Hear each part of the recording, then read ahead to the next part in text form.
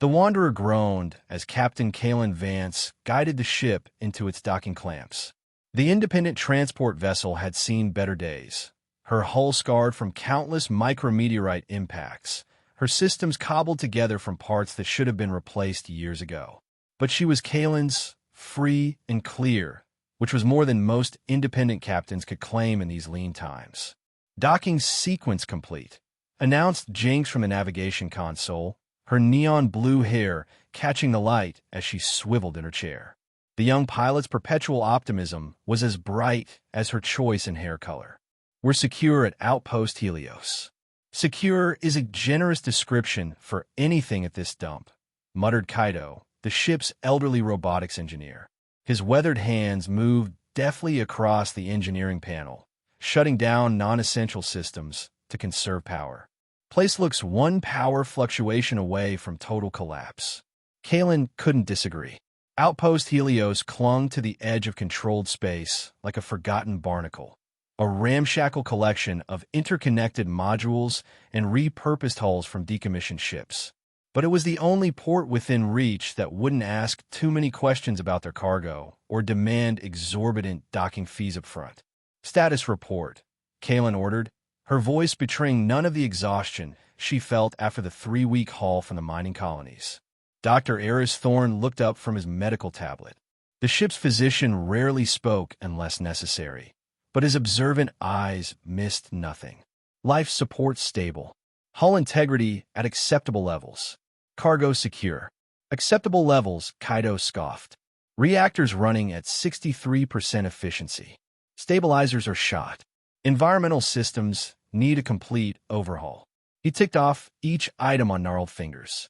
"We need parts we can't afford, Captain." Kalen pushed back a strand of dark hair that had escaped her utilitarian braid. "We'll manage. The payment for this delivery should cover the essentials. Once we make our drop at Nova Proxima, we could discuss upgrades." Jinx's smile faltered slightly. They all knew discussing upgrades was Kalen's way of saying, maybe someday. The Wanderer's finances were perpetually precarious, balanced on the knife edge between solvency and ruin. "I'll prepare for disembarkation," Dr. Thorne said quietly, securing his medical equipment, "and arrange for supply replenishment." Kalen nodded her thanks. "Kaido, work up a priority list for repairs. Jinx, monitor station communications. See if you can find us another job while we're here. I'll handle the cargo arrangements." The crew dispersed to their tasks, leaving Kalen alone on the bridge. She allowed herself a moment of vulnerability now that no one was watching, sagging against the captain's chair. The Wanderer was more than just a ship. It was home to her mismatched family of outcasts and wanderers. Her responsibility. She wouldn't let them down. Hours later, repairs were underway. Kalen had negotiated, haggled, really, with the station's parts dealer, securing the bare minimum they needed to reach their next destination. It wasn't enough, but it would have to do. The first indication that something was wrong came as a flicker of the lights. Kalen was in the cargo bay, inventorying their supplies, when the illumination panels pulsed, dimmed, and then flared to painful brightness. "Kaido," she called into her communicator. "What's happening?" Static answered her. The ship's internal systems suddenly whirred to life, diagnostics running unbidden across screens, maintenance routines initiating without command input.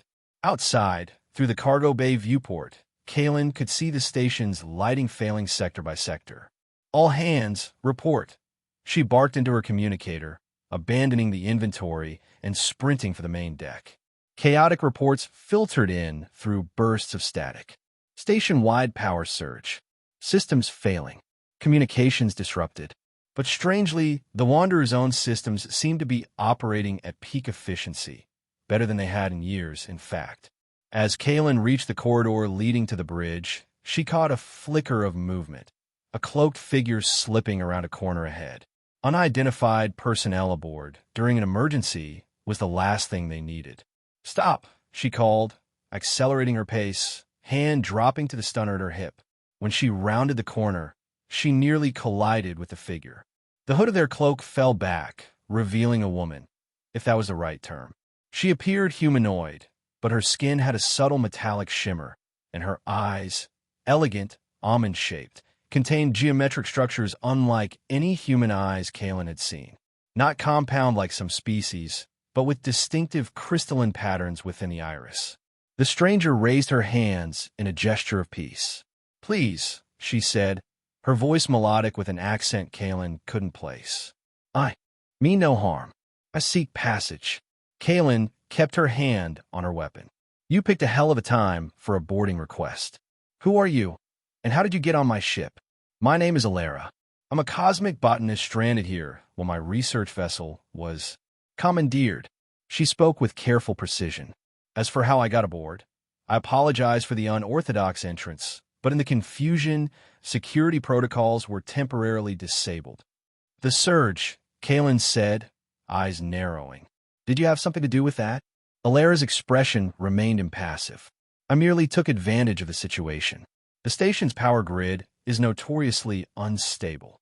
Before Kalen could press further, her communicator crackled to life. "Captain," it was Kaido, his voice urgent.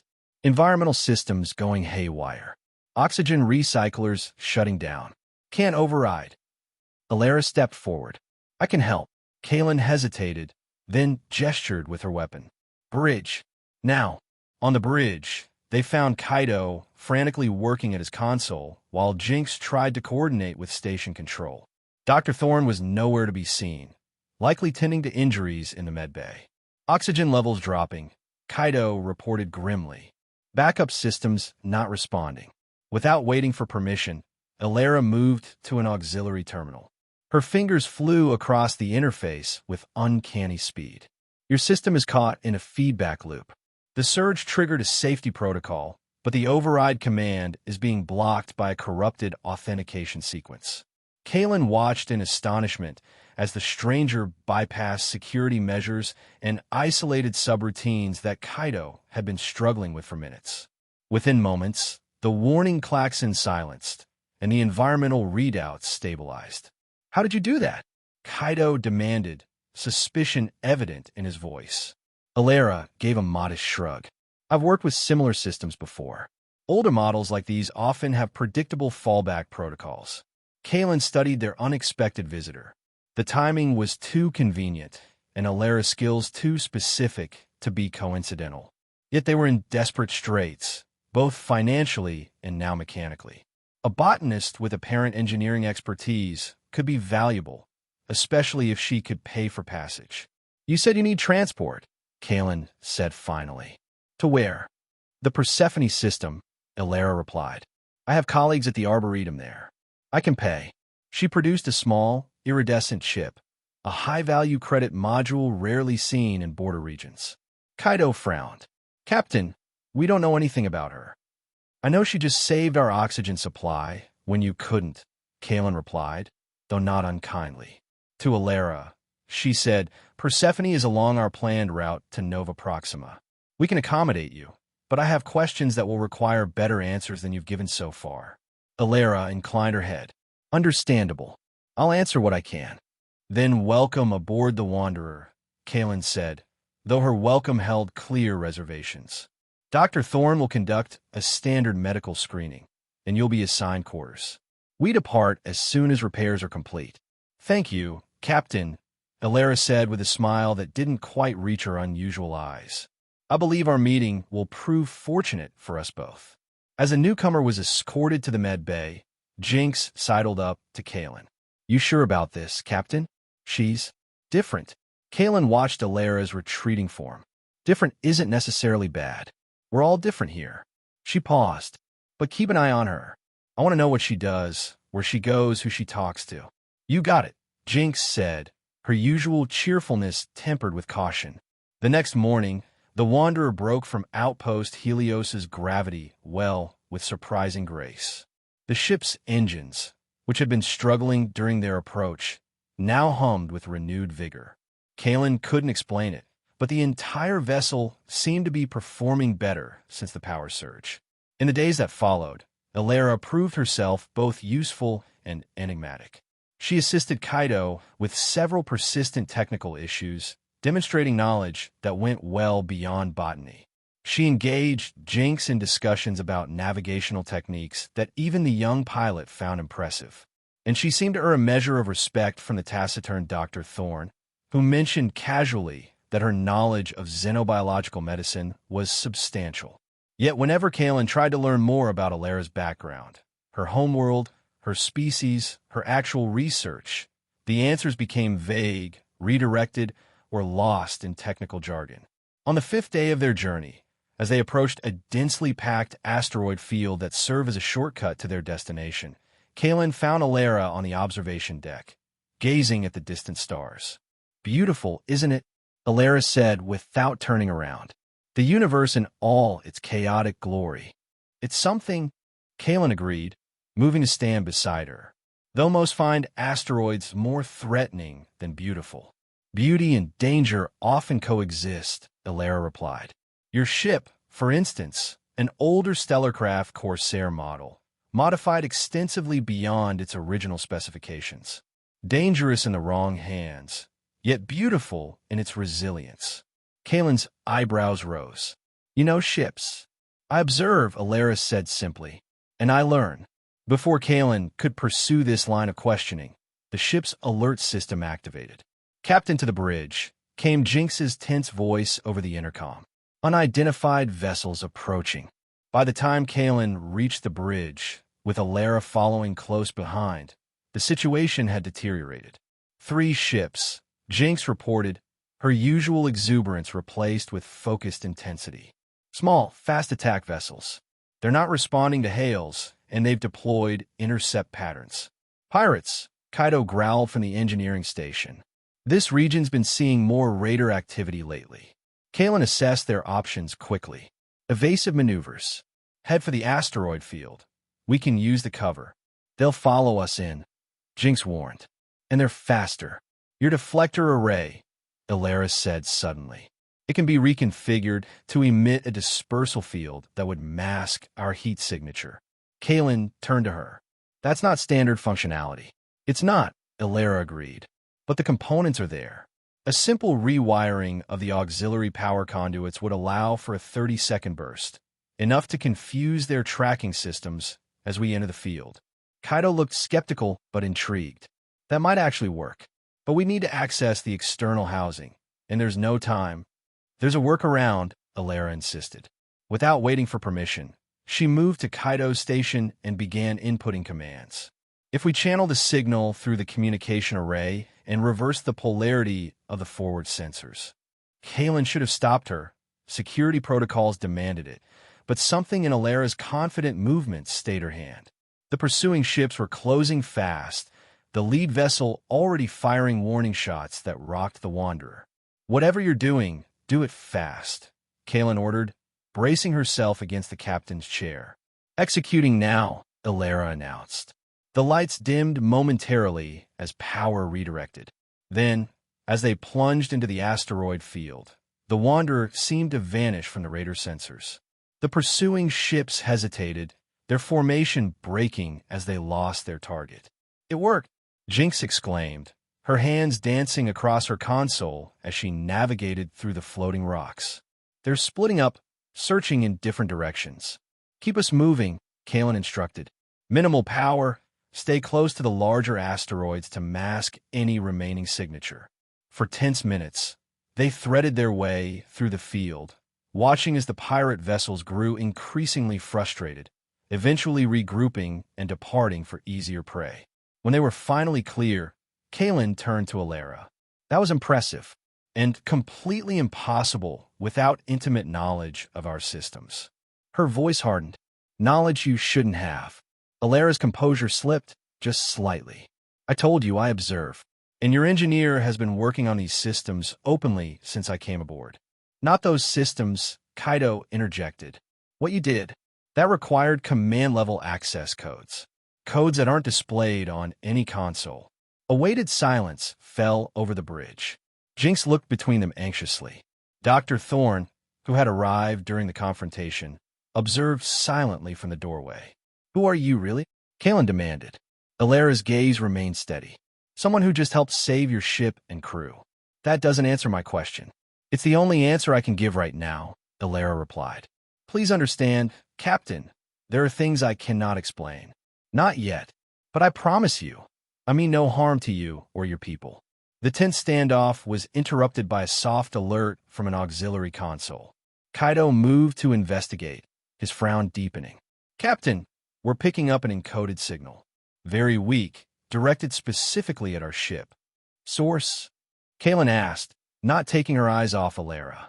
Unclear. It's bouncing between relay points, but it's using an old Alliance emergency frequency. Let's hear it, Kalen ordered. The message, when decoded, was brief and cryptic. Wanderer, be advised. You harbor a chameleon. Approach with extreme caution. Details to follow on secure channel Epsilon 9.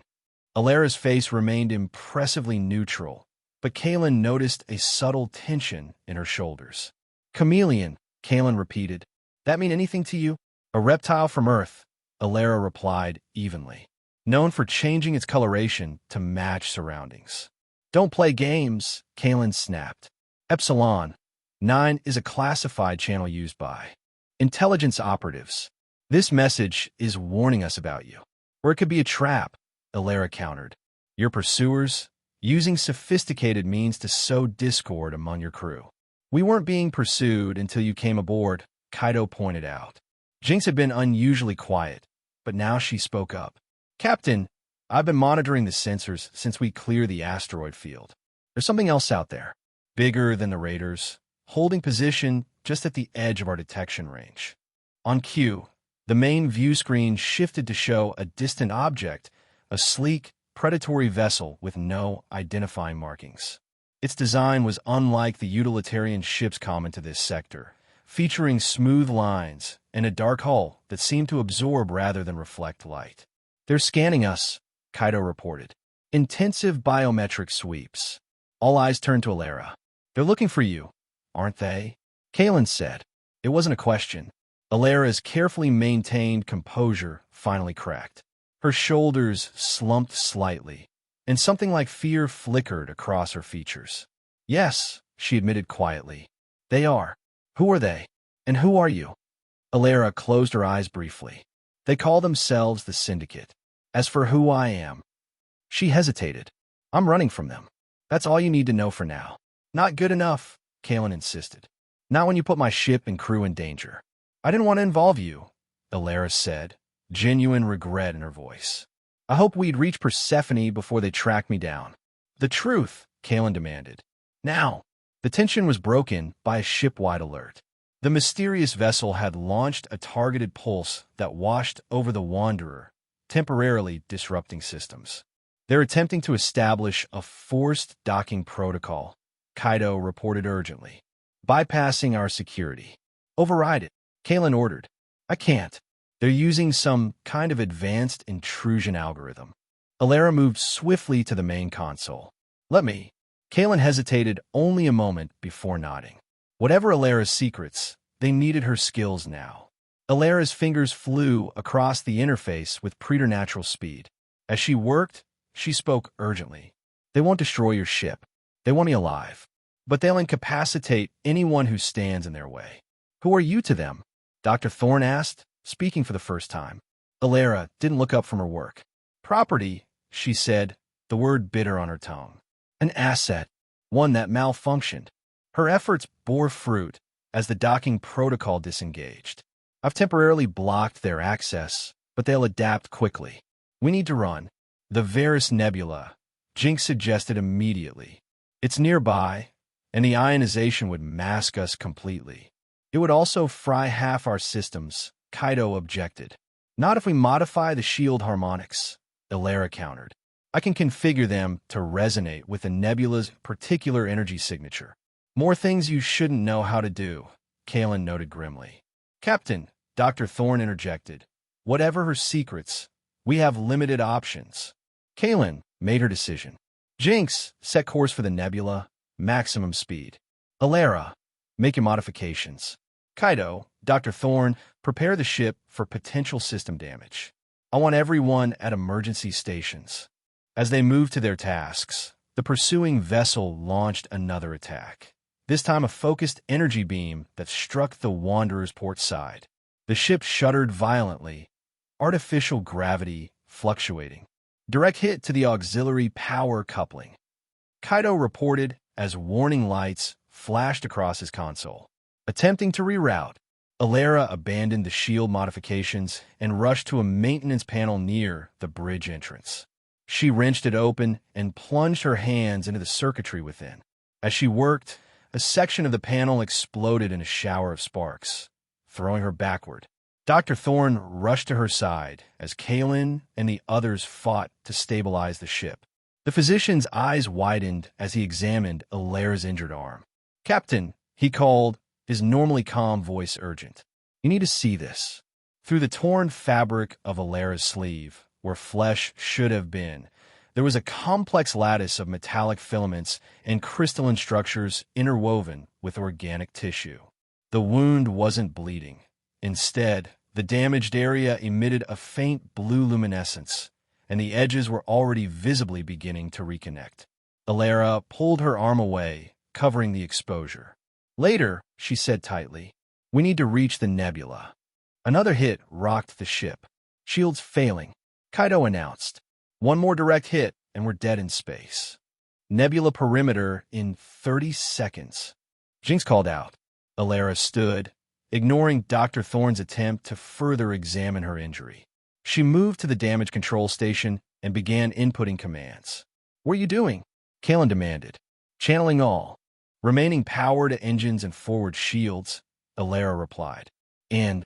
She hesitated, then continued, activating a system I installed after coming aboard. Before Kalen could react to this confession, the ship lurched forward with sudden acceleration. The view screen filled with the swirling magenta and electric blue gases of the Varus Nebula. "Cut engines to minimum," Kalen ordered as they penetrated the nebula's outer boundary. "Drift pattern, random course corrections only." The nebula enveloped them, its charged particles caressing the hull with crackling energy. Behind them, their pursuer hesitated at the boundary, unwilling to follow them into the dangerous stellar phenomenon. For the moment, they were safe. In the sudden quiet of the bridge, all attention returned to Alara and her exposed secret. "You're not organic," Kalen stated flatly. "At least, not entirely." "No," Alara admitted. "Not entirely." Dr. Thorne approached cautiously. "The integration of biological and synthetic components is remarkable. I've never seen anything like it." "Because it doesn't exist," Alara said softly. "Not officially. The Syndicate's work is classified beyond top secret." "So you're what exactly?" Kaido asked, keeping his distance. "Some kind of robot?" Alara's expression hardened. "I'm a person," she insisted. "Augmented, yes. Created for a purpose, yes. But I think I feel I choose." She turned to Kalen. "And I chose to run rather than continue serving them." The power surge at the station, Kalen realized. "That was you." Alara nodded. "My internal systems can generate an electromagnetic pulse in emergency situations. I used it to create confusion to cover my escape." She hesitated. "The enhancement to your ship's systems was unintentional. My technology interacting with yours in unexpected ways. And the modifications you've made since coming aboard?" Kalen pressed. "The system you just activated?" "Precautions," Alara admitted. "Ways to ensure my continued freedom." "I needed your ship, Captain." "It was nothing personal." "Nothing personal," Kalen repeated incredulously. "You endangered my crew, compromised my ship." "I protected your crew," Alara countered. "Those modifications saved us from the pirates, and now from the Syndicate. Without them, we'd all be captured or dead. Why are they so determined to recapture you?" Dr. Thorne asked. Alara's expression grew distant. "Because I know things. Because I refused a final mission." She looked at each of them in turn. The Syndicate appears to be a legitimate security contractor for various governments and corporations. In reality, they manipulate galactic events from the shadows. Assassinations, coups, manufactured conflicts, all to maintain power for their true clients. "And you were their weapon," Kalen surmised. "One of many," Alara confirmed. designed to infiltrate systems, gather intelligence, eliminate targets when necessary. The perfect spy, able to interface with any technology, to appear as needed, to become invisible in plain sight. Chameleon, Jinx whispered, understanding the warning message now. Alara nodded. That was my designation. Until my final mission briefing, when I learned the truth about who I was serving and what they planned. Her voice hardened. They wanted me to sabotage a civilian medical research station. Thousands would have died, including children being treated for rare genetic disorders. I refused. So you ran, Dr. Thorne said. I did more than run, Alara replied. I took something with me. Data embedded in my neural network that could expose the syndicate's operations. Names, dates, evidence of their manipulation. Enough to bring them down. That's why they want you intact, Kalen realized. For the information, yes, and to ensure no one else gets it. Alara straightened her shoulders. Captain, I understand your anger. I deceived you. Used your ship, but I truly had no choice. And now, neither do you. The syndicate has seen your faces, identified your vessel. They don't leave witnesses. A heavy silence fell over the bridge as the implications sank in. So we're all fugitives now, Kaido said bitterly. I'm sorry, Alara said, and for the first time, genuine emotion filled her voice. I never wanted to drag anyone else into this. Kalen paced the bridge, mind racing. The situation was impossible. Trapped in a nebula that would eventually damage their systems beyond repair, hunted by a powerful organization with seemingly unlimited resources, their fate tied to a synthetic woman they barely knew. How long can we stay in the nebula? She asked Kaido. The engineer consulted his readings. With Alara's modifications holding, maybe 12 hours before critical systems fail. And how long will the syndicate ship wait? Indefinitely, Alara answered. They're patient, methodical. Kalen turned to her. This data you stole, can it be used against them? Not just as exposure, but tactically? Now, Alara hesitated. Potentially, their ship would have similar systems to my own design. There could be vulnerabilities I'm aware of. Could you exploit those vulnerabilities remotely? Disable their ship long enough for us to escape? It would be dangerous, Alara warned. I would need to establish a direct connection to their systems, which would make my location traceable. And accessing that level of data within my neural network risks damage to you. Dr. Thorne clarified. Alara nodded. The data is protected by fail-safes designed to prevent extraction. Circumventing those protocols could cause neural degradation. In other words, it could kill you, Kalen said bluntly. It's a possibility, Alara acknowledged. Jinx, who had been monitoring the nebula's effect on their systems, spoke up. Captain, whatever we decide, we need to decide soon. Shield harmonics are destabilizing. Kalen looked at each member of her crew.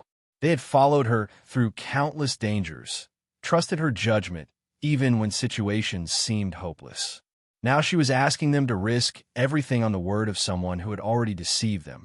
What does everyone think? I don't trust her, Kaido said immediately. But I don't see another way out. Jinx shrugged. She saved us from the pirates. And if what she says about the syndicate is true, well, I'd rather go down fighting than surrender to people like that. Dr. Thorne studied Alara thoughtfully. The integration of her systems is unlike anything in known science. If she were merely a weapon, such complexity would be unnecessary. There's more to her story. He turned to Kalen. I believe her, Captain. Kalen took a deep breath. All right, we fight. To Alara, she said, what do you need? Relief washed over Alara's features. Access to your communications array and a direct line to the main computer core. And, she hesitated, someone to monitor my vitals. The process may be difficult. I'll handle that, Dr. Thorne volunteered. Kaido, help her with the technical setup, Kalen ordered. Jinx, plot us a course out of here. The moment their ship is disabled, I want to be gone. She fixed Alara with a steady gaze. If this is another deception, it's not, Alara assured her. I promise you that. Preparations were made quickly.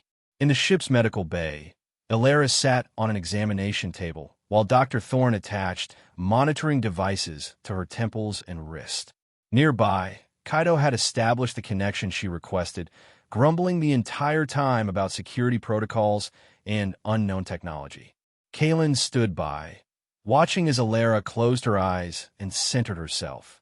"Once I begin," Alara explained, "I'll need to focus completely. The connection needs to be subtle.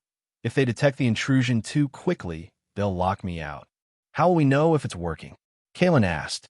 "Their ship should experience system failures, subtle at first, then cascading. When their engines and weapons go offline, that's our window." Alara opened her eyes, meeting Kaylin's gaze directly. "If I become unresponsive, or if the monitors show severe neural degradation, you may need to sever the connection forcibly. Dr. Thorne knows how." The physician nodded grimly, medical override device in hand. "Ready when you are," Kaylin said. Alara took a deep breath, then placed her hands on the interface Kaido had constructed.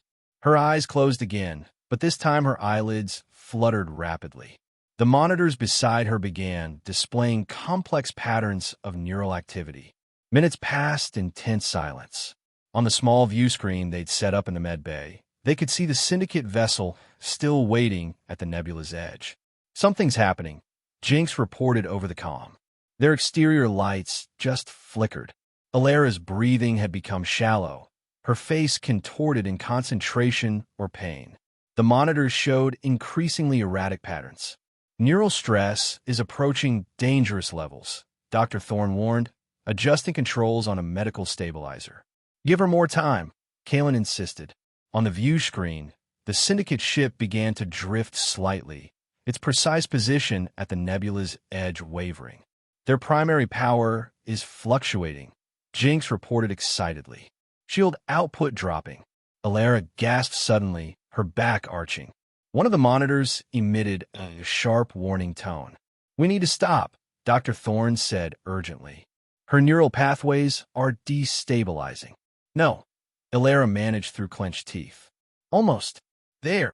The Syndicate ship's lights went dark. It rotated slowly, powerless. "They're dead in space." Jinx crowed over the comm. "Engines, weapons, everything offline." Alara collapsed backward, caught by Dr. Thorne. The physician immediately began administering emergency treatment, his movements precise and urgent. "Get us out of here," Kaylin ordered into the comm. "Maximum speed as soon as we clear the nebula." The Wanderer surged forward, emerging from the swirling gases and accelerating away from the disabled vessel. On the medbay view screen, they watched as the Syndicate ship grew smaller behind them, still powerless. "How long will they stay disabled?" Kaylin asked. No answer came from Alara, who lay unconscious on the examination table, her breathing shallow. "I don't know," Dr. Thorne admitted, "but she's suffering severe neural trauma. The connection did exactly what she warned it might." "Will she recover?" The physician's expression was grim. "I'm doing everything I can. Her systems are unique, self-repairing to some extent, but the damage is substantial." Kaylin placed a hand on Alara's shoulder. "Fight," she said softly. "You've come too far to give up now." Hours later, the Wanderer had put significant distance between themselves and the disabled Syndicate ship. They jumped to a secondary route, bypassing the standard navigation beacons that might be monitored. In the med bay, Alara finally stirred. Her eyes opened slowly, focusing with difficulty on Kaylin, who had remained by her side. "We made it," Kaylin confirmed before Alara could ask. "Your plan worked." The Syndicate ship was completely disabled. Relief washed over Alara's features. "Good," she whispered, her voice weak. "The effect? Temporary. Maybe 24 hours. Long enough for us to disappear," Kaylin assured her. "How do you feel?" "Damaged," Alara admitted. "Neural pathways? Need time to regenerate." Dr. Thorne approached, checking the monitors. "Your self-repair systems are functioning, but slowly. You need rest." Alara nodded slightly, then looked back to Kaylin. "The data, still intact, could still expose them." "We'll worry about that later," Kaylin said. "Rest now." As Dr. Thorne adjusted Alara's medication, Kaylin stepped outside the med bay to find Jinx and Kaido waiting anxiously. "How is she?" Jinx asked. "Recovering," Kaylin replied. Slowly. What now, Captain? Kaido asked. The Syndicate will keep hunting us as long as she's aboard. Kalen had been considering this question since they'd escaped. We've already crossed the line. We're all fugitives now, whether we like it or not. And Alara risked everything to save us. So we protect her, Jinx said firmly. We protect each other, Kalen corrected. She's part of the crew now. She looked to Kaido, knowing the engineer would be the hardest to convince. The old man sighed heavily. I still don't trust her completely, but she fought for us. That counts for something. He shrugged. And those system modifications she made, they're actually quite impressive. Kalen smiled faintly. High praise indeed. Over the following days, Alara recovered gradually.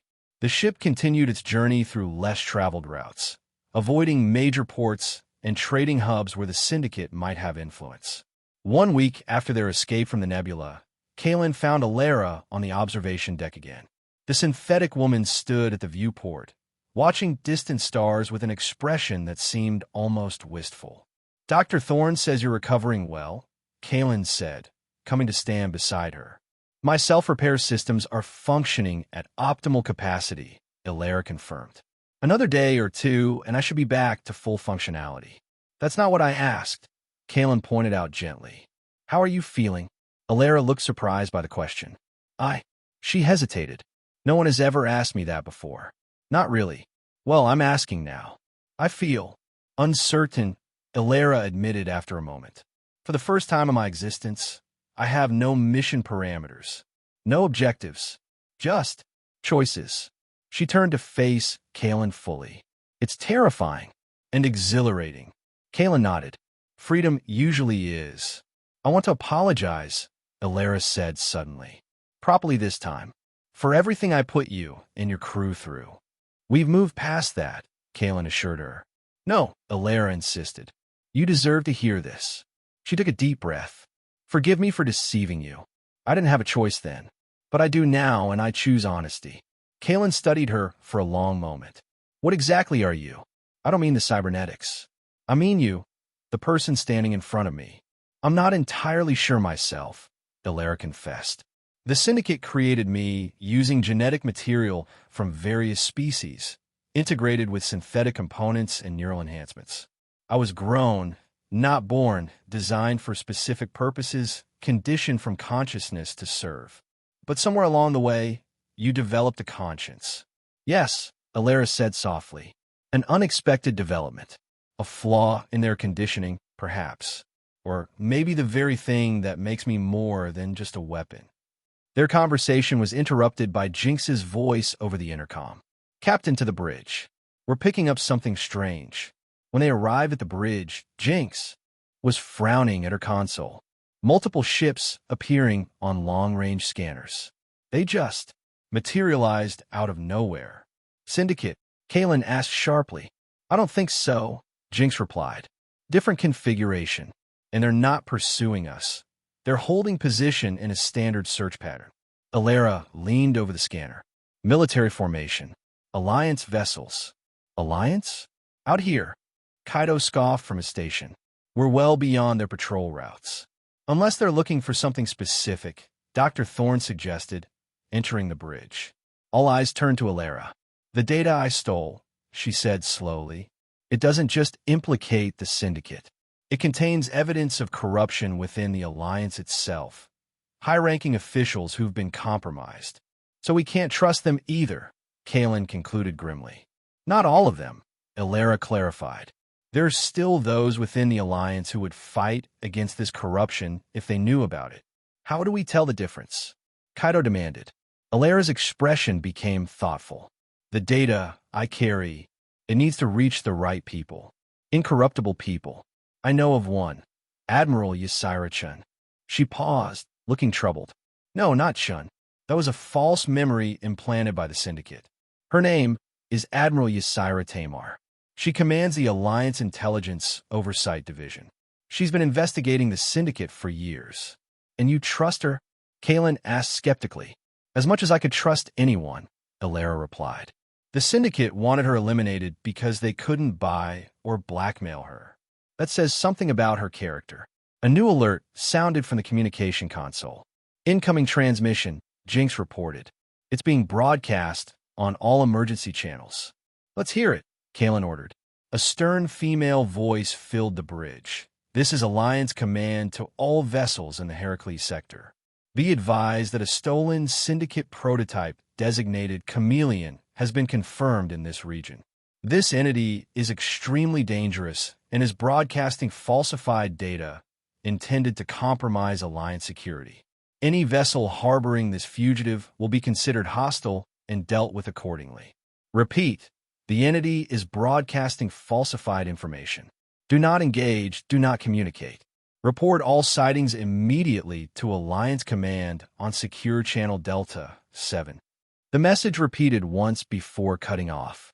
Well, Kaido said dryly, that answers the question of whether we can approach the Alliance. Alera's expression hardened. The Syndicate's reach is even greater than I thought. They're using Alliance resources to hunt me now. What about this Admiral Tamar? Kalen asked. Would she believe this broadcast? I don't know, Alera admitted. But we have no way to reach her directly without exposing ourselves. Kalen paced the bridge, considering their options. We can't outrun the entire Alliance. And we can't hide forever. Maybe we don't have to, Jinx suggested. If Alera's data is so important, maybe we can broadcast it ourselves? Get it out to everyone at once. Alera shook her head. The encryption is too complex, and attempting a wide broadcast would immediately reveal our location. Then we need leverage, Kalen decided. Something the Syndicate wants badly enough that they'll call off the hunt. They won't stop, Alera said firmly. Not while I exist. The risk is too great to them.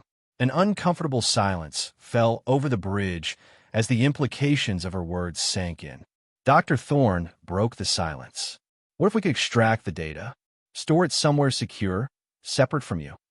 That would require technology beyond what's available on this ship, Alera replied. And the neural interfaces are designed to destroy the data if tampering is detected. Kaido had been quiet, studying the scanner readings. Now he spoke up. Captain, one of the Alliance vessels is breaking from the search pattern, moving on an intercept course toward our last known trajectory. They found us, Jinx whispered. Not yet, Kalen countered. But they will soon. Alera, is there anything in your data that could help us right now? Something we could use against this immediate threat?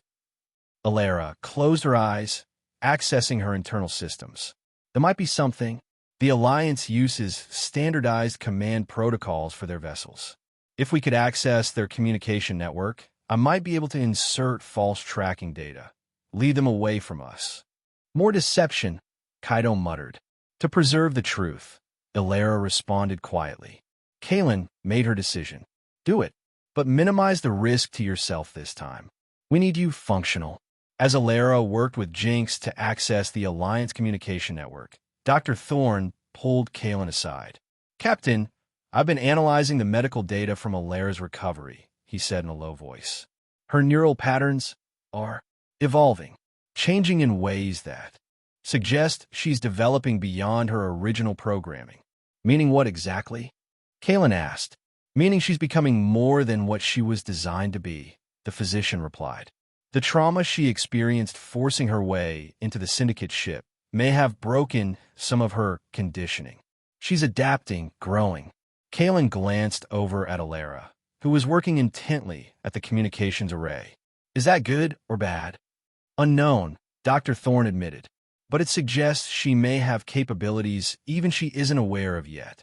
Their conversation was cut short as the ship's alert system activated again. Alliance vessel changing course, Jinx announced. They're heading away from us. She turned to Alera with newfound respect. Whatever you did, it worked. Alera didn't share their relief. It's temporary, a diversion, nothing more. They'll realize the deception eventually.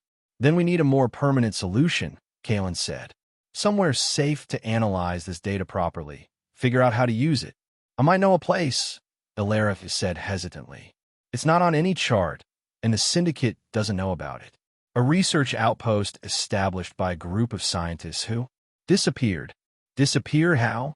Kaido asked suspiciously. They were developing technology that could have undermined the syndicate's control. They were targeted for elimination. Alara looked down. I was sent to locate them, but when I found their outpost, they were already gone. I never reported its location. What kind of technology? Dr. Thorne asked. Neural interface systems. Advanced ones beyond even what the syndicate possesses. They were working on ways to separate consciousness from physical form.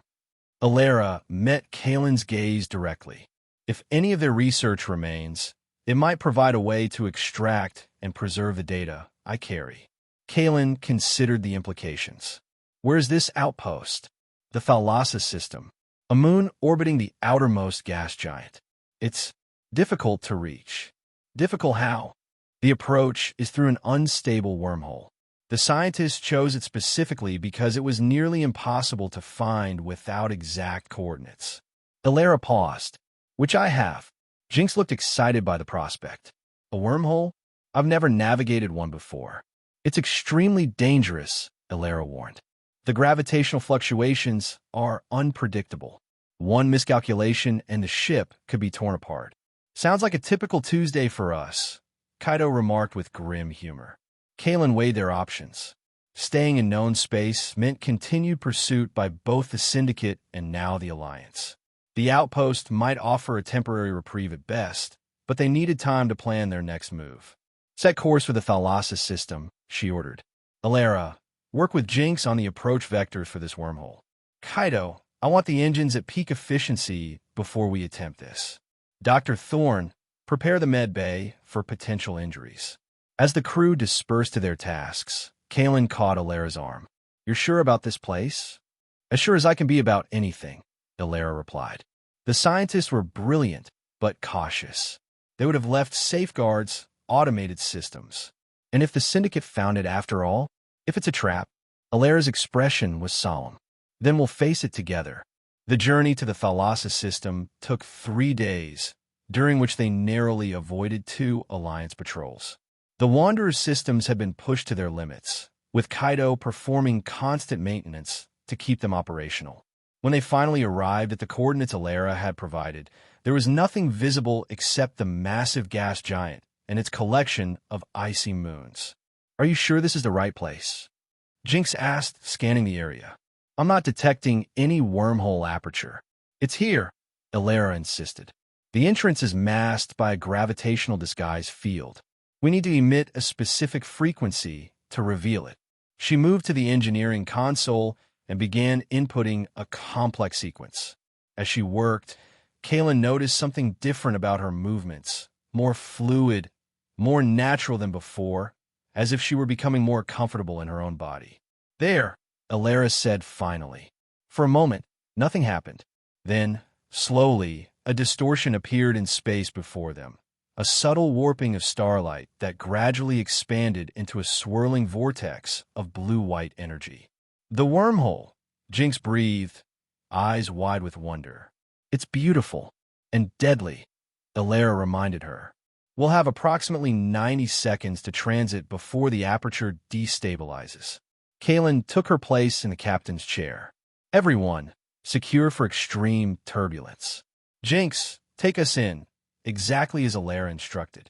Aye, Captain, the young pilot replied, her usual exuberance tempered with intense concentration.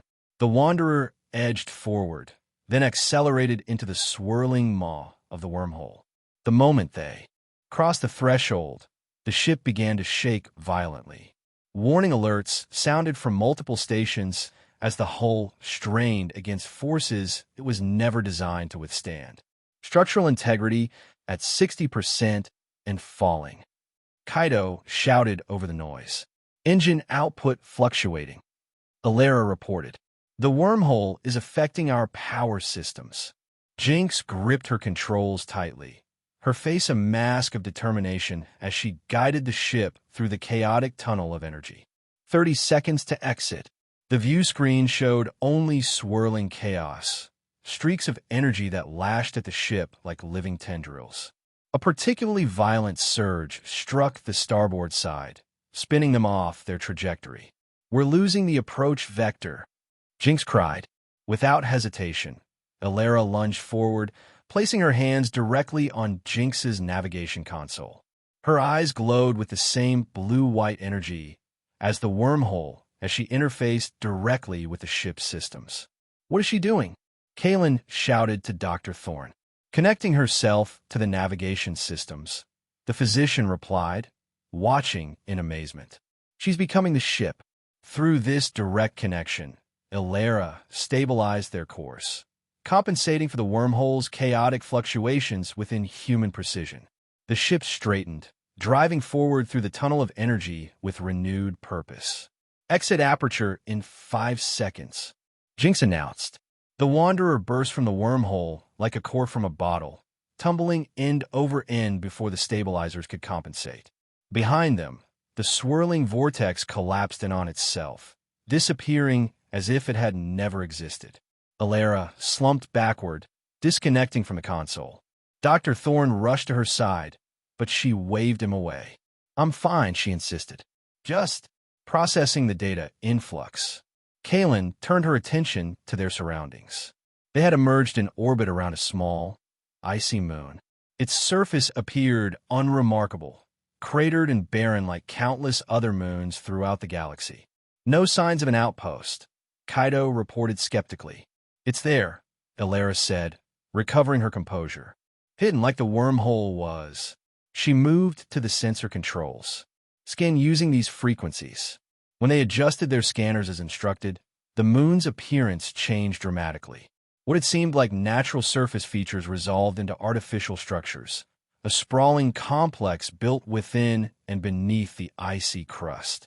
"The outpost," Kaylin murmured. "No power signatures," Kaido noted. "Place looks dead." "The main systems would be dormant," Illyra explained. "Safety protocol. But there should be." She manipulated the controls again, focusing on a specific area. "There, a landing beacon. Weak but active. Take us down," Kaylin ordered. "But everyone stays alert. We don't know what we're walking into." The Wanderer descended through the moon's thin atmosphere, following the beacon to a concealed landing pad that opened as they approached. The facility's automated systems appeared to recognize Illyra's transmission codes, guiding them into a cavernous hangar carved from the moon's ice and rock. As the ship settled onto the landing pad, external sensors confirmed a breathable atmosphere and stable temperature within the facility, signs that at least some systems remained functional despite apparent abandonment. "Prep for disembarkation," Kaylin instructed. "Standard exploration protocol." "Illyra, Dr. Thorne, Jinx with me." "Kaido, stay with the ship and maintain communications." The engineer nodded, clearly relieved to avoid exploring the mysterious outpost. The boarding party descended the Wanderer's ramp, weapons ready. The hangar was illuminated only by emergency lighting, casting long shadows across abandoned equipment and small transport vehicles. Their breath formed clouds in the cold air. "Power's minimal," Jinx observed. "Life support's barely functioning." Illyra moved with purpose toward a control panel near the hangar's inner doorway. "The facility should recognize me on some level. My neural signature was registered during my previous visit." As she placed her hand on the panel, lights flickered to life throughout the hangar. A soft hum indicated power systems activating. "Welcome back, Chameleon," announced an artificial voice. "Security protocols initiated." "Purpose of visit." Illyra hesitated only briefly. "Research continuation. Priority Alpha." "Acknowledged." "Limited access granted to Central Laboratory only." "Warning. Primary research data has been secured following emergency protocols. Biometric authentication required for full access." The inner door slid open, revealing a corridor that lit up section by section as far as they could see. "What was that about?" Kaylin asked as they moved forward. "The facility's AI," Illyra explained. "It recognizes my syndicate designation, but has limited my access. The scientists must have implemented additional security measures before they left." "You mean before they were eliminated?" Dr. Thorne corrected quietly. Illyra's expression tightened. "Yes." They followed the illuminated corridor through the complex, passing laboratories and living quarters that showed signs of hasty abandonment. Personal items left behind, research materials scattered. It was a ghost ship of science, preserve in the moment of its evacuation. The corridor eventually opened into a vast circular chamber dominated by what appeared to be an advanced medical facility. At its center stood a cluster of cylindrical tanks connected to a massive computer core. The tanks were empty now, but their purpose seemed clear enough: human-sized suspension chambers. "This is it," Alara said softly. "The neural extraction laboratory." Dr. Thorne approached one of the suspension tanks, examining its interface with professional curiosity. Remarkable. These systems appear designed to separate neural patterns from physical bodies, to extract consciousness itself. That was their goal, Alara confirmed, to free the mind from physical limitations. The Syndicate wanted the technology to create more efficient versions of me, consciousnesses that could be transferred between bodies as needed. Kalen studied the abandoned laboratory. "Will it work for what we need?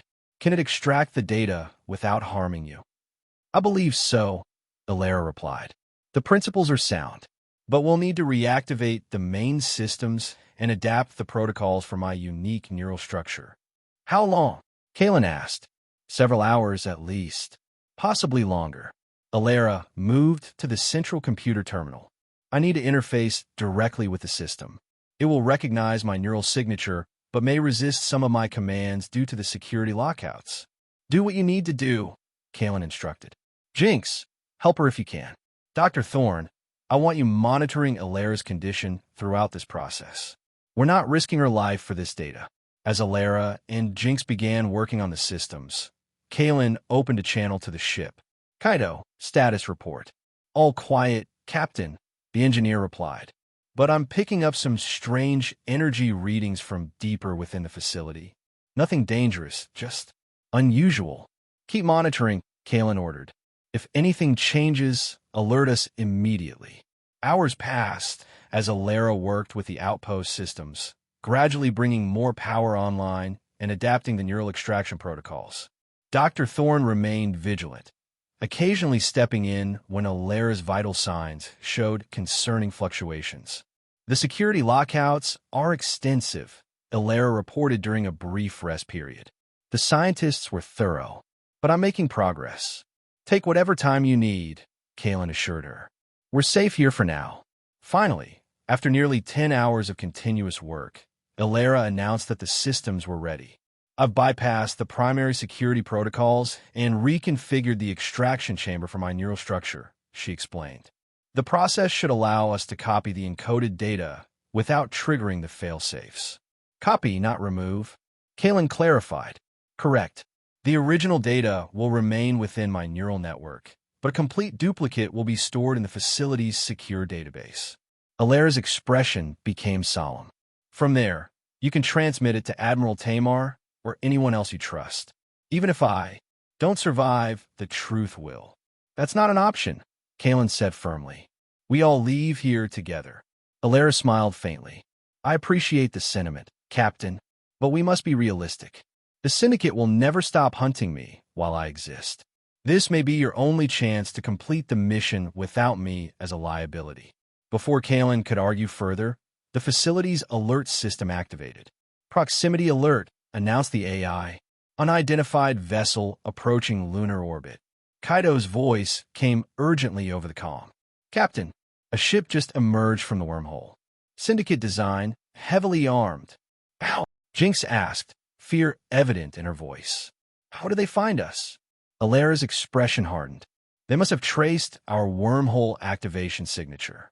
I underestimated their tracking capabilities." "How long until they locate the facility?" Kalen demanded. "Minutes at most," Kaido replied. "They're already scanning the surface." Alara made a decision. "We need to proceed with the extraction immediately.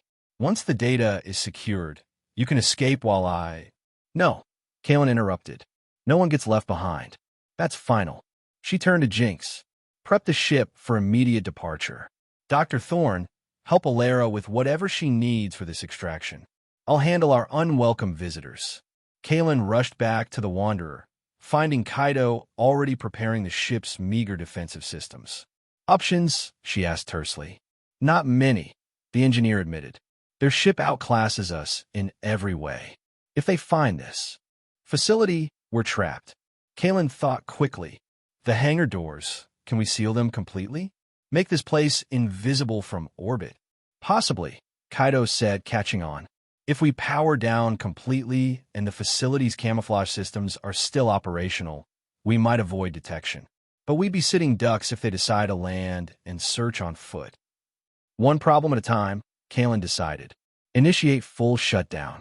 Emergency power only.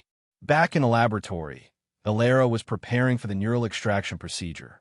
She lay in one of the suspension chambers, connected to the facility's mainframe by a web of delicate interfaces. This will take approximately 20 minutes, she explained to Dr. Thorne. During the process, I'll be vulnerable. If there's any sign of neural degradation beyond acceptable parameters, you must terminate the connection immediately. The physician nodded grimly. I understand. The data will be encrypted using a key I've provided to the system. Only Admiral Tamar's personal authentication codes can unlock it. Alara paused. Doctor, thank you for treating me as a person, not just a machine. You never gave me reason to think otherwise, Dr. Thorne replied simply. The facility lights dimmed as the Wanderer powered down. Emergency illumination cast the laboratory in an eerie blue glow as Alara initiated the extraction sequence. The suspension chamber hummed to life, a soft blue light enveloping Alara's body. Her eyes closed as the neural interface engaged, connecting her consciousness directly to the outpost's computer core. On the monitoring station, Dr. Thorne watched her neural patterns fluctuate wildly as the extraction process began. It was delicate work, separating the encrypted syndicate data from Alara's own consciousness without triggering the embedded failsafes or causing permanent damage. Minutes passed in tense silence. Occasionally, Alara's body would twitch or tremble as particularly sensitive data was accessed. Dr. Thorne remained vigilant, ready to intervene at the first sign of danger. In the hangar, Kalen and Kaido monitored the syndicate vessel's movements. It had established a standard search pattern, systematically scanning the moon's surface. They're getting closer, Kaido warned. Another few passes, and they'll be right on top of us. How much longer for the extraction? Kalen asked over the comm. 10 minutes minimum, Dr. Thorne replied. We can't rush this. The syndicate ship altered course, its scanning beam passing directly over their location. For a heart-stopping moment, Kalen thought they'd been discovered, but the ship continued on its pattern. The camouflage is holding, Kaido breathed. For now, in the laboratory, the extraction reached a critical phase. The computer core glowed with increased activity as it processed and duplicated the vast amounts of data flowing from Alara's neural network. Suddenly, Alara's body arched in the suspension chamber, her face contorted in pain. Warning alerts flashed across Dr. Thorne's monitor. What's happening? Jinx asked anxiously. Failsafe protocols activating, Dr. Thorne replied tensely. Her system is fighting the extraction. He adjusted controls rapidly, trying to stabilize the process. Alara, if you can hear me, you need to focus. Guide the data through the pathway we established. Whether she heard him or not, Alara's neural patterns gradually stabilized. The extraction continued, but Dr. Thorne noted with concern that her vital signs were weakening. Status update, Kalen demanded over the comm. Proceeding, Dr. Thorne replied carefully, but not without complications. Above them, the syndicate ship had completed another pass without detecting them. But instead of continuing its search pattern, it settled into a stationary orbit directly overhead. They know, Kaido said grimly. They haven't pinpointed us yet, but they suspect something's here. Kalen made a decision. Prepare for emergency departure. The moment the extraction is complete, we're leaving, even if they're still up there. That's suicide, Captain, Kaido protested. We'll use the moon's mineral deposits to mask our signature until we can reach the wormhole, Kalen insisted. It's our only chance. In the laboratory, the extraction process entered its final phase. The computer core pulsed with energy as it completed the duplication of the syndicate data. Download complete, announced the facility's AI. Neural extraction successful. data secured and encrypted. The suspension chamber powered down, releasing Alara from its embrace. She lay still, alarmingly pale, as Dr. Thorne rushed to disconnect the neural interfaces. Alara, he called, checking her vital signs. Can you hear me? For several terrifying seconds, there was no response. Then, slowly, her eyes opened. Did it work? She whispered. Yes, Dr. Thorne confirmed. The data is secure. Alara struggled to sit up, clearly weakened by the procedure. We need to go. Now. They're here. Can you walk? The physician asked. I'll manage, she insisted. Jinx moved to help her, supporting her weight as they made their way back toward the hangar. Dr. Thorne followed, keeping a close eye on Alara's condition. They had almost reached the hangar when the facility's AI announced. Warning. External breach detected. Security protocols engaged. They've found us, Jinx said, fear evident in her voice. Kaylin's voice came over the comm. Get to the ship now. They've landed a shuttle on the surface and are cutting through the outer doors. The group accelerated, half-carrying Alara through the corridors. As they reached the hangar, they could hear the distant sound of cutting equipment working through the facility's outer defenses. Kaido had the Wanderer's engines on standby, ready for immediate departure. The boarding ramp lowered as they approached. Hurry, Kaylin called from the ship's entrance. They had almost reached the ramp when the inner hangar door exploded inward. Through the smoke and debris stepped three figures in sleek combat suits. Syndicate operatives, weapons raised. Surrender the prototype, ordered the lead operative, his voice distorted by his helmet. Comply, and you may be permitted to live. Kaylin stepped forward, placing herself between the operatives and her crew. She's not your property. She's under my protection. The operative's helmet tilted slightly. Captain Kaylin Vance, independent freighter Wanderer. Your involvement has been noted and will be addressed. He raised his weapon. Final warning. Surrender the prototype. Alara, still supported by Jinx and Dr. Thorne, straightened as much as her weakened condition allowed. My name is Alara, she called out, her voice steadier than her body. I'm not a prototype. I'm not property, and I will never return to your control. The operative signaled to his companions, who spread out to flank the group. Your defiance was anticipated. Contingency protocols are in effect. Without warning, Alara pushed away from her supporters and stepped forward. Wait, she said. I'll go with you. On one condition, they go free. Alara, no. Kaylin protested. It's the only way, Alara replied without turning. They'll kill all of you otherwise. The lead operative considered this. Acceptable.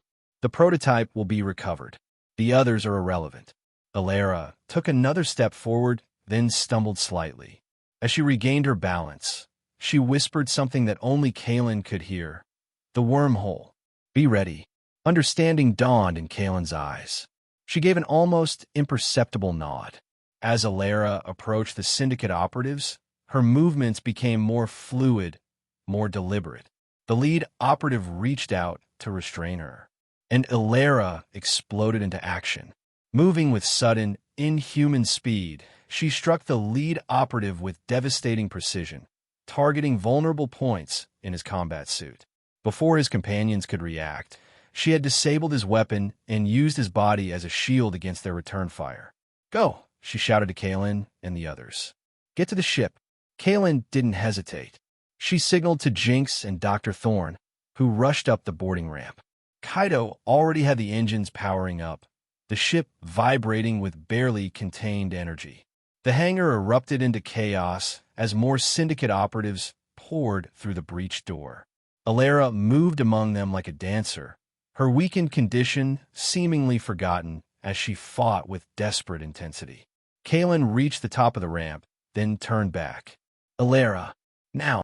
With a final, devastating combination of strikes, Alara disengaged from her opponents and sprinted for the ship.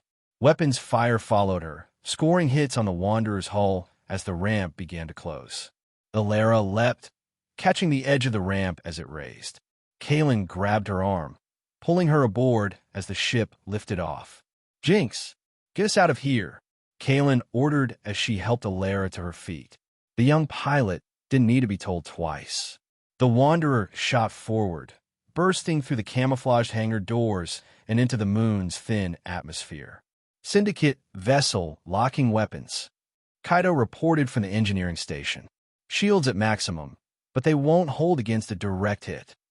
Evasive pattern Delta, Kalen commanded. Head for the wormhole coordinates. Jinx guided the ship in a series of sharp maneuvers, using the moon's cratered surface to break the pursuing vessel's targeting lock. Behind them, the Syndicate ship launched from its orbital position, weapons charging. "They're gaining," Kaido warned. Alara, who had collapsed into a seat on the bridge, spoke weakly but with determination. "The wormhole. I can reopen it, but I need direct access to the navigation systems again." Dr. Thorne moved to intervene. "Your neural network is still recovering from the extraction. Another direct interface could cause permanent damage." "We have no choice," Alara insisted. Kalen met her gaze. "Do it." But Dr. Thorne monitors you throughout.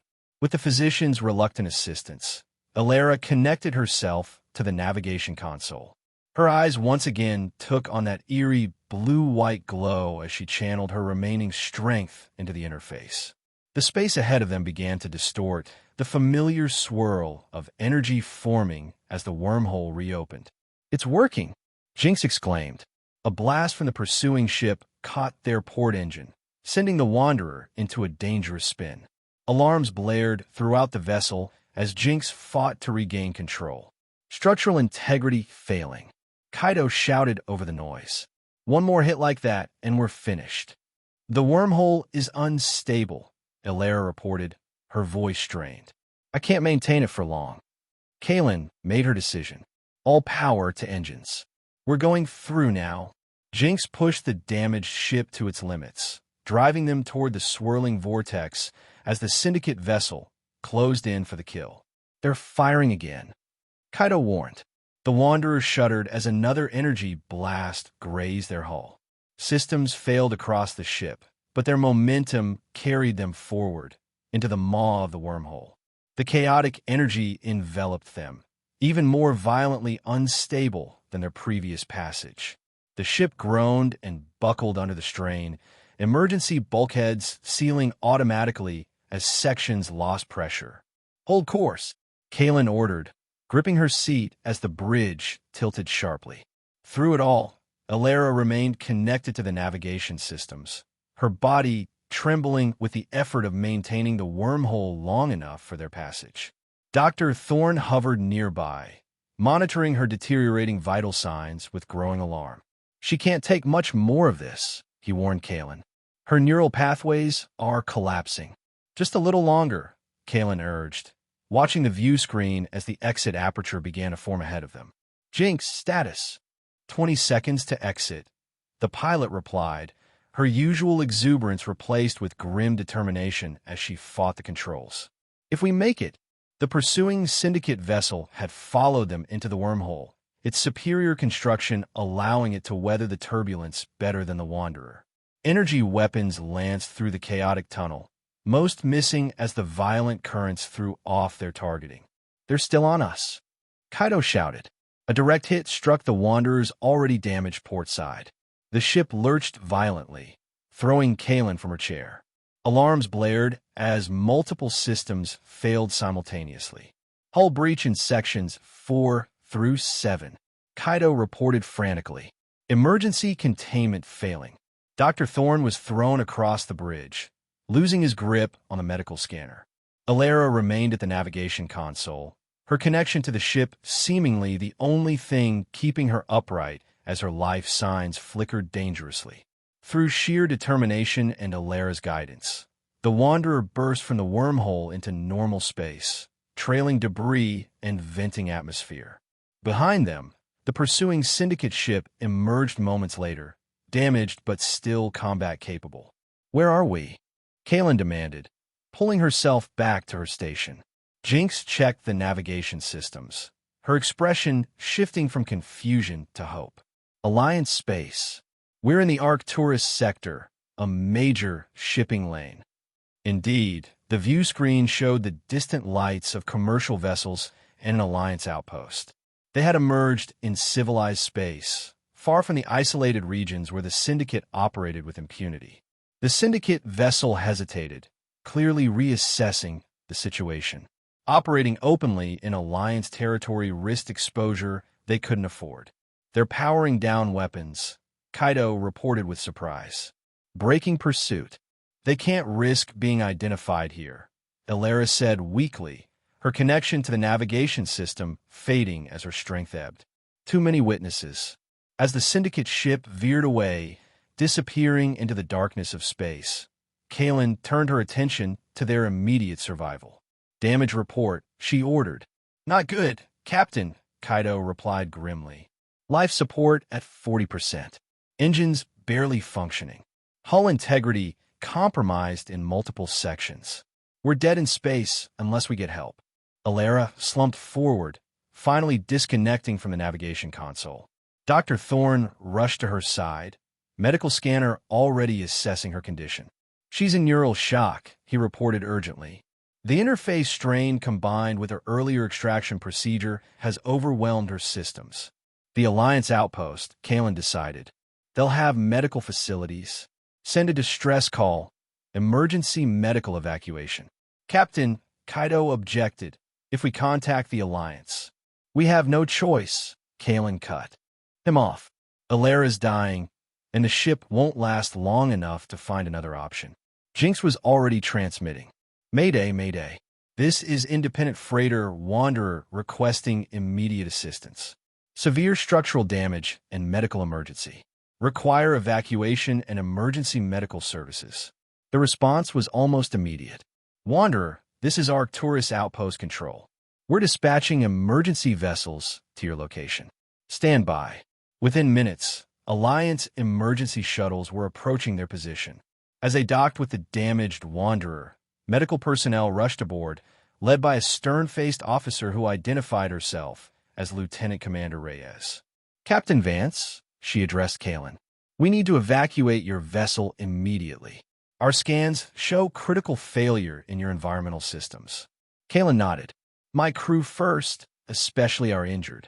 The Alliance medics had already reached Ilera, their expressions changing from professional concern to shock as they discovered her unique physiology. I've never seen anything like this, one medic admitted, scanning Ilera's partial synthetic structure. Dr. Thorne stepped forward. She's a cybernetically enhanced humanoid experiencing severe neural degradation. Her system is failing due to excessive interface strain. The lead medic looked uncertain. Our facilities aren't equipped for this level of synthetic medicine. Your facilities will have to do, Kalen said firmly. She saved this ship and everyone on it. We're not leaving her behind. Lieutenant Commander Reyes studied Ilera's unconscious form with narrowed eyes, then looked at the determined faces of the Wanderer's crew. Whatever she saw there seemed to convince her. Get her to the medical shuttle, she ordered her team. Priority transport to Arcturus Medical. Alert Dr. Seneca. Tell her we have an unprecedented case requiring her expertise. As they transferred Ilera to a stabilization unit, Kalen addressed her crew. We're going with her. Kaido, salvage what you can from the ship's computer core, particularly the navigation logs. We may need to prove where we've been. Within the hour, the crew of the Wanderer had been evacuated to Arcturus Outpost, their critically damaged ship left behind under guard for later salvage assessment. Ilera had been rushed to the outpost's advanced medical facility, with Dr. Thorne accompanying her to provide what information he could about her unique physiology. Kalen, Jinx, and Kaido were escorted to a secure waiting area, where they were joined by Lieutenant Commander Reyes and an older, distinguished-looking woman in an Alliance intelligence uniform. Captain Vance, Reyes began formally. This is Captain Eliza Marlowe, Alliance intelligence. She has some questions about your passenger. Captain Marlowe's piercing gaze reminded Kalen of a raptor assessing prey. Let's dispense with the preliminaries, shall we? The being you brought aboard this station is Syndicate technology, highly classified, extremely dangerous, and officially non-existent. Kalen met her gaze without flinching. Her name is Ilera. She's a person, not technology. A person, Marlowe repeated skeptically. A synthetic infiltration unit designed for espionage and assassination is hardly a person, Captain. She defected, Kalen stated firmly. She refused to follow orders that would have killed innocent people. She's been helping us expose syndicate operations. Marlowe's expression revealed nothing. And do you have evidence of these alleged syndicate operations? Kalen exchanged glances with her crew before responding carefully.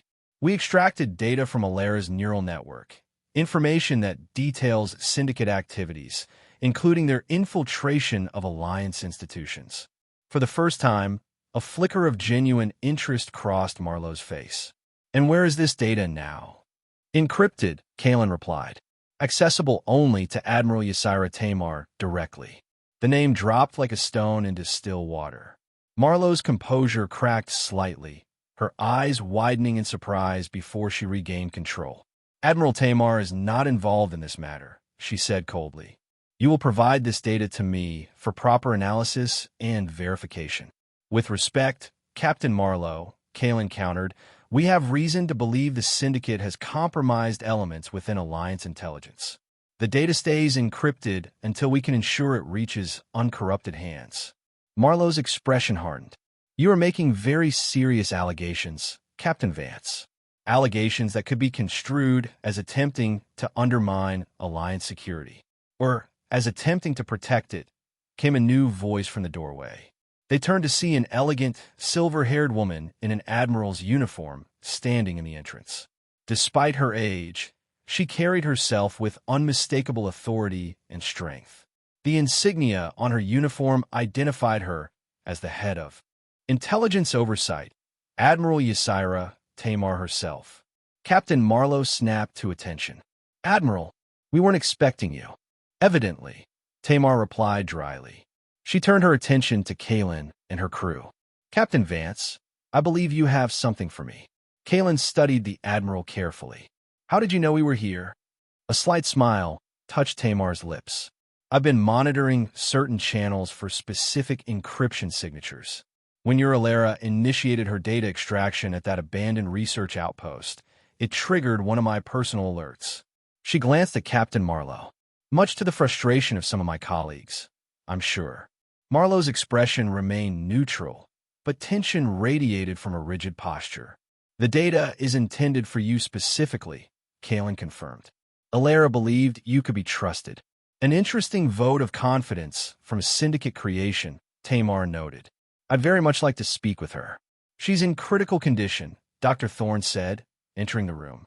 The medical team is struggling to stabilize her neural pathways. Her synthetic components are beyond their experience. Admiral Tamar turned to Lieutenant Commander Reyes. Contact medical immediately. Tell them to prepare for an immediate transfer to my flagship. I have specialists aboard who can handle this case. Admiral, Captain Marlowe interjected, protocol dictates that any Syndicate technology must be secured and studied by. I'm well aware of the protocols, Captain, Tamar interrupted smoothly. As head of intelligence oversight, I'm invoking my authority to classify this as a priority Omega case under my direct supervision. Her tone brooked no argument. You are dismissed. Marlowe hesitated, then saluted stiffly before departing, her displeasure evident in every line of her body. Once she was gone, Admiral Tamar's demeanor softened slightly. Now, Captain Vance, tell me everything. From the beginning. Hours later, aboard the Admiral's flagship, the imposing Alliance vessel Vigilant, Kalen stood at the observation window of an advanced medical bay, watching as specialists worked to save Alera. Admiral Tamar stood beside her, having listened to the entire story with remarkable patience and insight. Your Alera made quite an impression on you and your crew, Tamar observed. She earned our trust, Kalen replied simply. Not easily, but completely. And this data she carried, you believe it will expose Syndicate infiltration within the Alliance? She believed it would. She was willing to die to ensure it reached you. Tamar nodded thoughtfully. I've been hunting the Syndicate for years. Always one step behind, always finding their influence just after they've disappeared into the shadows. She turned to face Kalen directly. If what you've brought me is genuine, It could change everything. It's genuine, Kalen assured her. But there's something I still don't understand. Why would a syndicate operative, even a defecting one, trust you specifically? How would she even know about you? A shadow crossed Tamar's face. Because I've encountered their work before. I lost. Someone important to me, to their experimentation. She looked through the observation window at Alara's still form. Perhaps her Alara accessed those records. Perhaps she recognized in me a determination equal to her own. The lead medical specialist approached them, his expression cautiously optimistic. Admiral, Captain, we've managed to stabilize her neural network using techniques adapted from our research into synthetic integration. She's conscious and asking to speak with you both. Inside the medical bay, Alara lay surrounded by advanced equipment. Her appearance had changed subtly, the damage to her synthetic components more visible now, giving her an almost fragile quality despite her inherent strength. Captain, she said softly as Kalen approached. You made it. We all did, Kalen assured her. Thanks to you. Alara's unusual eyes shifted to Admiral Tamar. Admiral, you received the data? I did, Tamar confirmed. My cryptographers are working on it now, using the key you provided. Preliminary results confirm what Captain Vance told me. Evidence of syndicate infiltration at the highest levels of Alliance Command. It will be enough, Alara said with quiet certainty. Enough to expose them, to stop them. What about you? Kalen asked.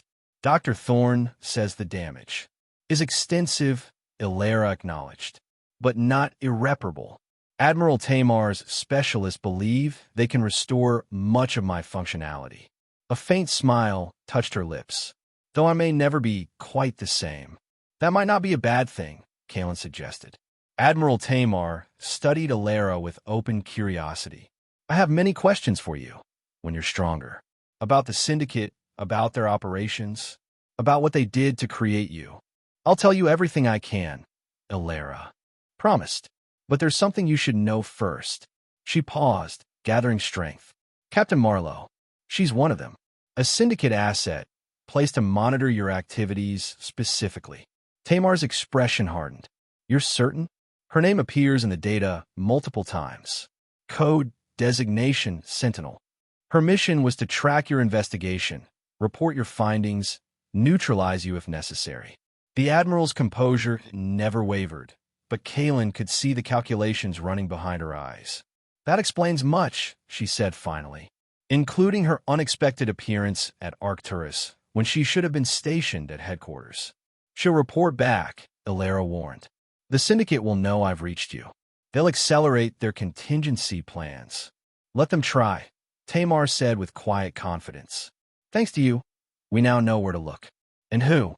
She straightened, once again the commanding officer. Rest now. Recover your strength. There will be time for debriefing later. As the Admiral departed to deal with the unfolding situation, Kalen remained by Alara's side. What happens now? Alara asked softly. To me? To your crew. Admiral Tamar has offered us temporary positions within her command while the Wanderer is being repaired, Kalen explained. As for you, that depends on what you want. Alara looked surprised by the question. What I want? You're free now, Kalen reminded her. Free to choose your own path, your own purpose. For a long moment, Alara was silent, contemplating possibilities she had never been allowed to consider before. I want to help, she said finally, to use what I am, what I know, to undo some of the damage the Syndicate has caused. She met Kalen's gaze.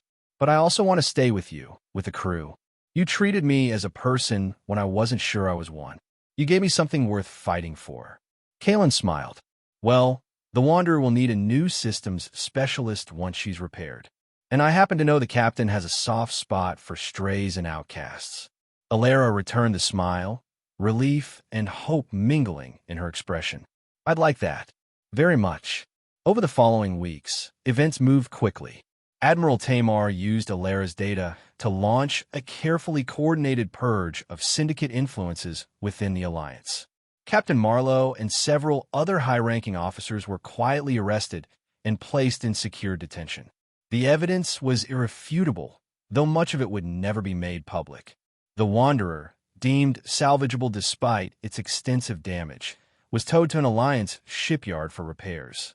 Under Kaido's watchful eye, the battered vessel was slowly restored, with several unofficial upgrades courtesy of Admiral Tamar's gratitude. Alera's recovery progressed steadily under the care of specialists who found her unique physiology both challenging and fascinating. Dr. Thorne worked alongside them, contributing his observations and developing expertise that would serve the crew well in the future. Jinx spent her time alternating between assisting with the Wanderer's navigation upgrades and regaling anyone who would listen with increasingly elaborate versions of their adventures. And Kaylin found herself unexpectedly comfortable within the structured environment of Alliance operations, though she knew her heart belonged to independent space, to the freedom of charting her own course with her chosen family.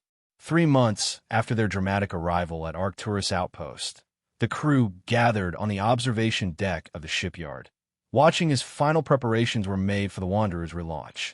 "She looks almost respectable now," Kaido remarked, pride evident in his voice as he surveyed the refurbished ship. "Don't worry," Jinx teased. "We'll have her properly scuffed up again in no time." Dr. Thorne allowed himself a rare smile, preferably without the near-death experiences this time. Admiral Tamar joined them, accompanied by Alera. Both women had changed in subtle ways over the past months. Tamar less formal, more openly determined in her continuing campaign against the Syndicate. Alera more confident, more comfortable in her unique identity. "Your ship is cleared for departure, Captain Vance," Tamar announced, "with my personal authorization for unrestricted travel through Alliance space." "Thank you, Admiral," Kaylin replied sincerely. "For everything." Tamar nodded acknowledgement. "The Syndicate has been wounded, but not destroyed. They'll regroup, adapt. The fight continues." She glanced at Alera. "Which is why I'm glad to know I have allies I can trust, even beyond Alliance jurisdiction." "You can count on us," Kaylin assured her.